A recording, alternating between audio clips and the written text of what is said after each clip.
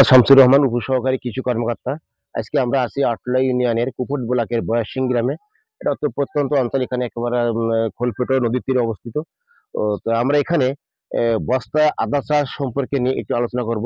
কিভাবে বস্তা আদা চাষ করতে হয় এবং তার মাটি প্রস্তুত এই সম্পর্কে আমরা আলোচনা করব।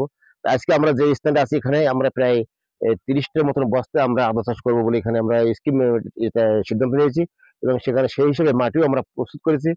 এখানে আমাদের যে মাটি আছে, মাটি দেখা যাচ্ছে এখানে আমরা প্রতি বস্তার জন্য 10 কেজি হারে মাটি রাখছি, এবং মাটির সঙ্গে 10 কেজি মাটির সঙ্গে আমরা এখানে মিক্স করছি আপনার 2 কেজি ভার্মি কম্পোস্ট, 2 কেজি গোবর, এবং এই যে 2 কেজি ছাই, আর আপনার 10 গ্রাম টিএসপি, 20 গ্রাম টিএসপি, 10 গ্রাম পটাশ, এবং দানাদার বিষ সেক্ষেত্রে আমরা দিচ্ছি 10 গ্রাম।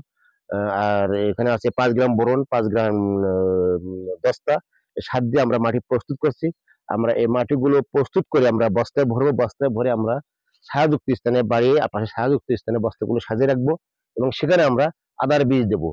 এবং এই আদা আমরা জানি যে ছায়াযুক্ত স্থানে আদা হয়, কিন্তু না, এখন আমরা নতুন টেকনোলজি আছে যে আদাটা ছায়াযুক্ত স্থানে চাষ করা যাবে অক্টোবর মাস পর্যন্ত। অক্টোবর মাসের পরে এই বস্তাগুলো রৌদ্র উজ্জ্বল জায়গায় রাখতে হবে, তা না হলে ওই অক্টোবর মাসের পর থেকে আদার যে কন্দ বৃদ্ধি হবে সেগুলো মানে রৌদ্র না পেলে এগুলো ফলন ভালো হয় না। এই জন্য আমরা অক্টোবর মাসের পরে আমরা বস্তাগুলো আমরা এই যে পাশে রৌদ্র স্থান জায়গা আছে সেখানেও রাখবো।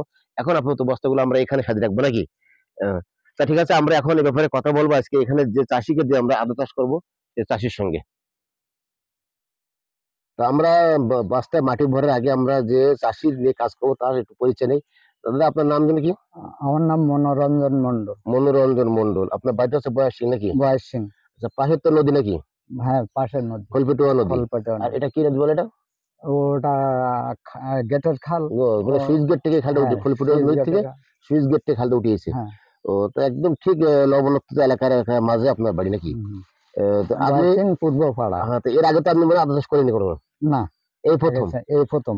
কৃষি অফিসে পরামর্শ নিয়ে, কৃষি অফিসের পরামর্শ নিয়ে আপনি আমি বস্তায় আদা চাষ করবো। আচ্ছা আচ্ছা, ঠিক আছে, আমরা একটু দেখি আপনাদের একটু বস্তাগুলো ভরি। তো দেখি আমরা বস্তা। হ্যাঁ, বলেন আপনি আপনি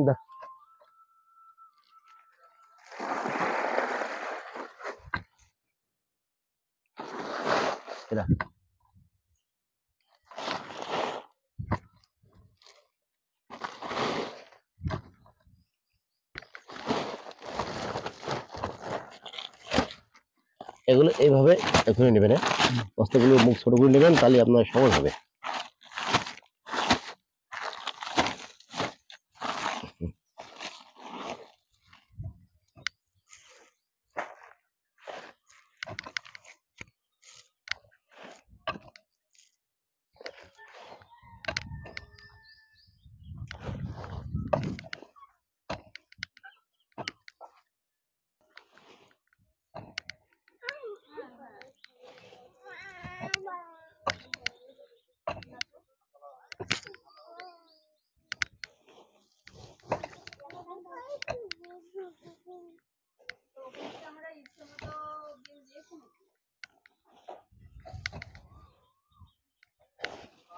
একটা গামছা দিয়ে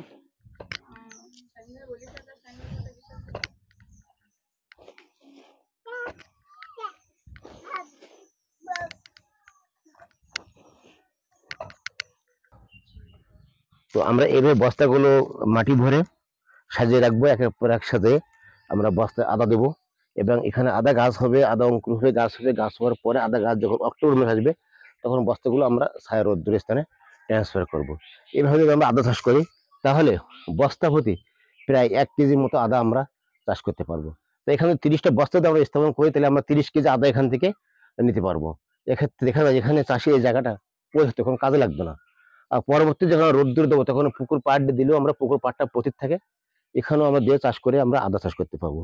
তো এই আদা চাষ করলে আমাদের দেশে মশলা জাতীয় ফসলের আবাদ বৃদ্ধি পাবে এবং চাহিদাও অনেক কমে যাবে, বিদেশিদের উপরে আমাদের আর নির্ভর করতে হবে না। তো ধন্যবাদ।